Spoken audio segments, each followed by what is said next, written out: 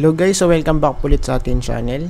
At ngayon naman ay mag-update tayo about sa REIT, ano? And of course, don't forget to subscribe sa ating channel and paki-press na rin yung notification bell para palagi po kayo ma-update, ano? At mano-notify sa mga bagong videos natin. So, let's start. Tama ba to? Ayan. So, una, DDMPR. Quick update lang tayo guys. So ano ba yung mga pangyayari ng Friday, ano?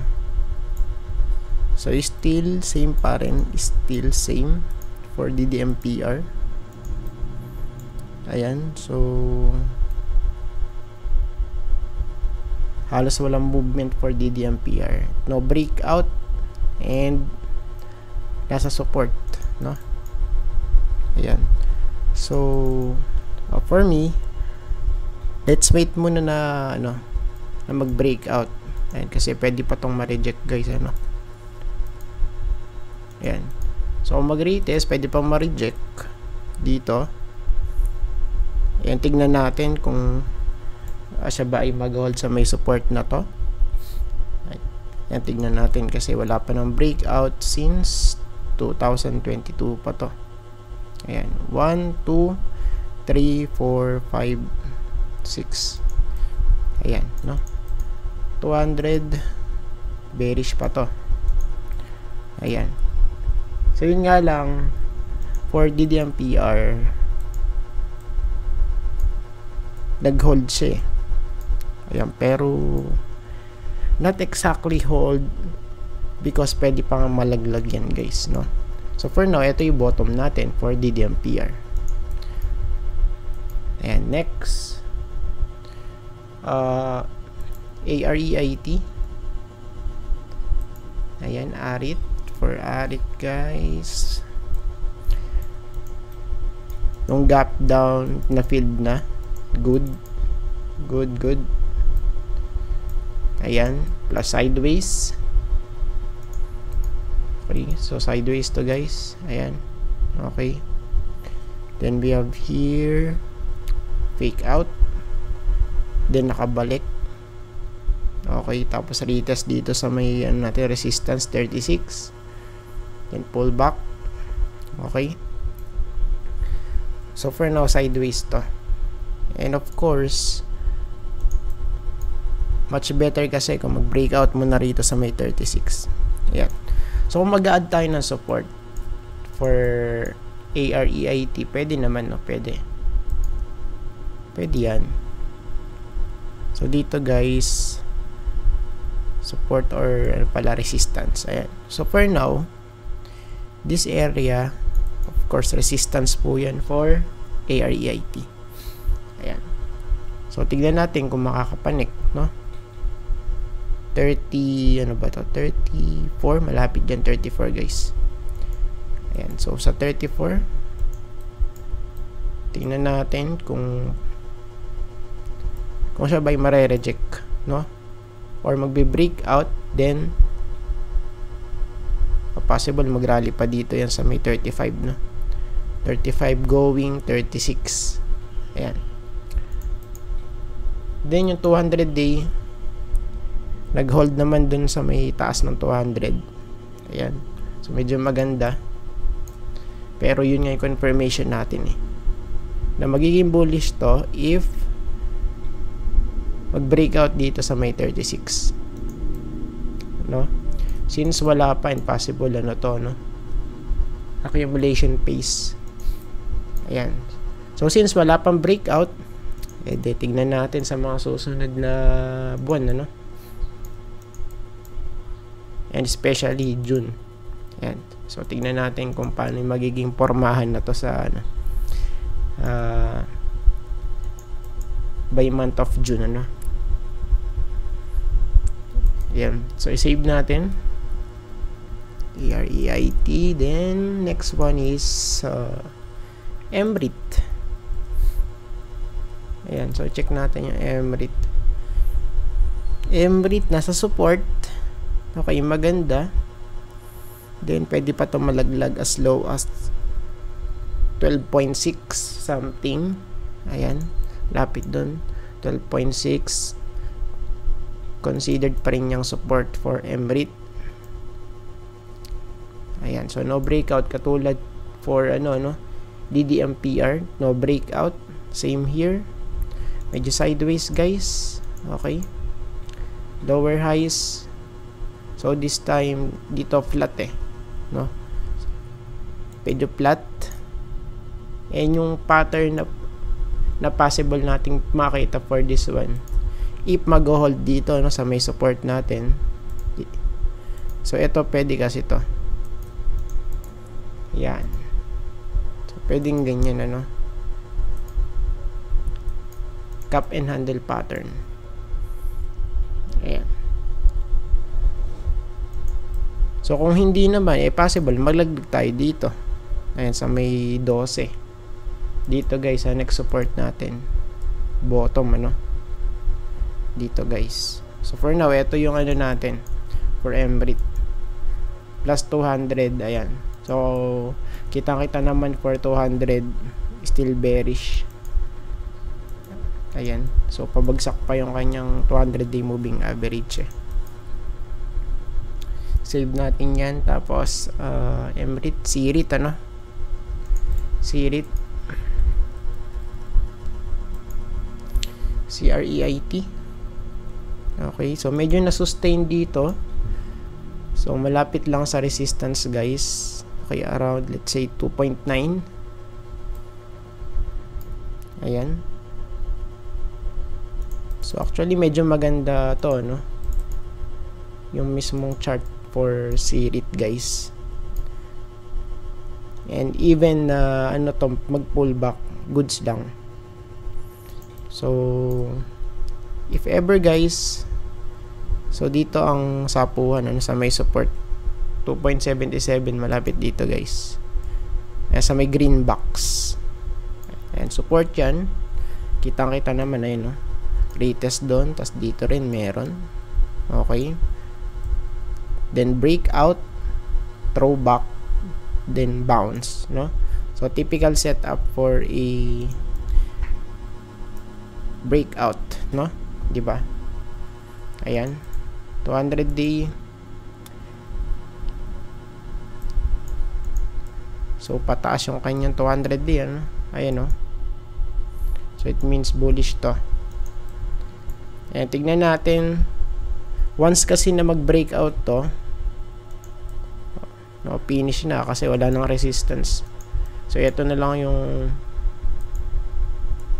natin possible resistance dito guys, sa 2.94. Ayan. PREIT, PRIT. Next one. PRIT. For PRIT guys, okay, daily.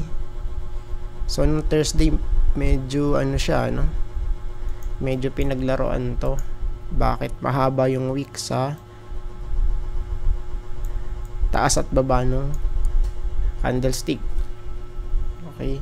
Ayan, so medyo pinaglaruan. Tapos dito nag-close guys. Ayan, sa may taas ng week. So right now, yung second scenario yung dito nangyari. Okay. High, tas lower high dito. Then we have high tapos higher high. So it means bearish divergence. Okay, possible. Pero tingnan pa rin natin kasi pwede pa tong maging flat Eto guys, So pwedeng humirit pa yan tapos biglang bagsak, Ayan, kasi divergence na yan. So tingnan natin, let's see guys. So ang possible na magiging support for PRIT, so wala naman na doon.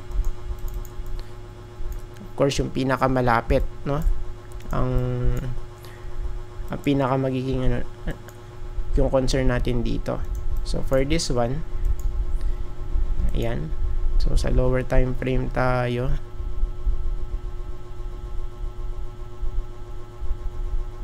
Dito kasi bumabagsak Ayan, so pwede natin ito i-target guys, So for now, eto. Ayan, sa 1.8. So, pwede dyan.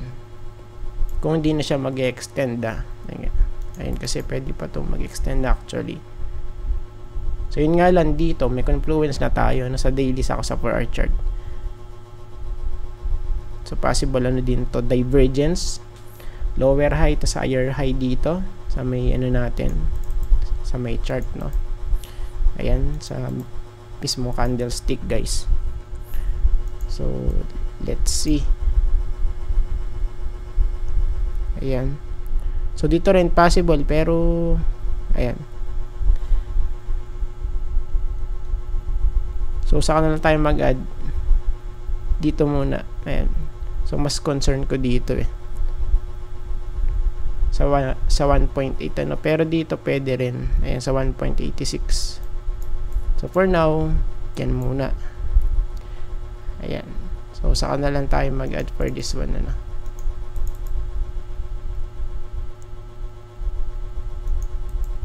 Okay.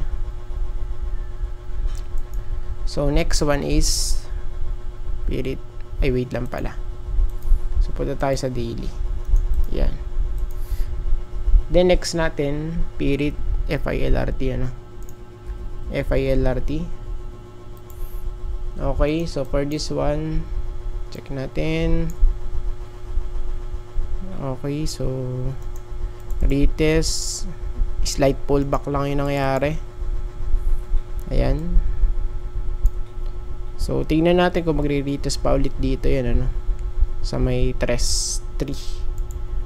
guys. Of course, resistance to. Ayan, so kitang-kita naman Support. So, kung mag-add tayo na support in between, of course, pwede naman sa 2.91 dito. So, yun nga lang, mga minors na to Ayan, so support dito, guys. Ayan, sa 2.9, malapit dyan. Ayan. Then, 200 day retest nga lang dito So, i-check natin, Let's see kung magre-retest ulit. Ayan, so malapit sa 200 or sa resistance. Ayan, kasi medyo nag-hold naman dito sa may support natin, 2.9. Next one is Virit.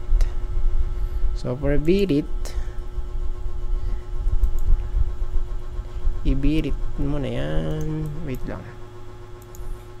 Ayan, check natin Virit Vista. Okay, so mukhang namumula yung last close niya sa candlestick based sa daily chart. Still intact pa rin, goods pa rin yung itsura. So yun nga lang ang natin dito, ang confirmation natin pag nag-breakout since wala pa. Ayan, kaya let's wait muna, guys, Ayan, para sa support, habang minomonitor natin yung yung price. So, pwede rito. So, support to, Ayan, sa 1.7, guys. Support for Virit. So, sa diagonal, meron bang support? So, pwede dito, guys. Ayan. Pwede dyan, Ayan. Goods. Then, yung last RCR. Ayan, 14 minutes. Okay. So, halos nasa, na rin to, support. RCR, support. Ayan, and medyo kung titignan natin, so, retest lang dito yan sa may support, at pwede pa itong malaglag as low as 4.93. Ayan, so, tignan natin because we have here lower highs, lower high, then lower high, guys. Okay, pa downtrend yung itsura niya, di ba? So ngayon, i-check natin yung yung 200. Ayan. So tignan natin kung siya ba ay magko-close dun sa may baba. So for now, medyo nag-close ng actually rito, ayan, sa may daily chart natin, nag-close yung mismo candlestick dun sa baba ng 200-day moving average. Ayan. So for now, let's monitor ulit to.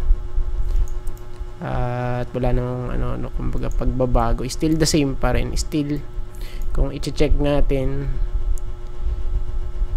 so not exactly diba, we have low tas higher low, because di natin masasabi na talagang na to higher low, because bakit? Ayan, so pwede pa rin siya malaglag dito, sa may 4.6 sa area na to, guys.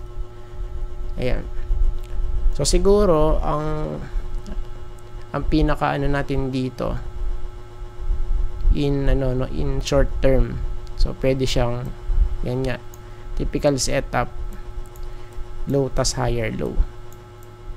Ayan, so I think tapos na po tayo, guys, at maraming salamat po sa panonood, and see you po sa next video. Bye bye and God bless.